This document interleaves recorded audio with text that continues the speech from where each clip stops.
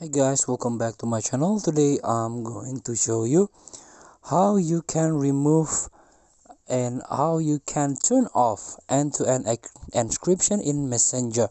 So if you use Messenger regularly as a chat application and you get annoyed by end-to-end encryption, you cannot see your older message or a new update on messengers.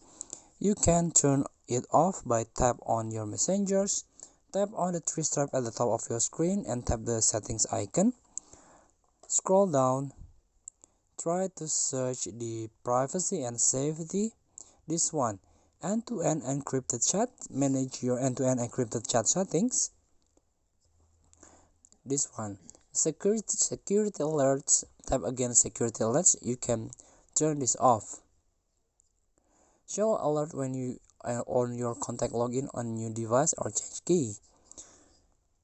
If you all login, this is all the login. You like history login, and also you can create your message storage here. Let's get back. And also if you have restricted account, you can turn this off feature, and you can see how the difference if you turn this on or turn this off. But I recommend you, for your safety or your privacy, turn this on.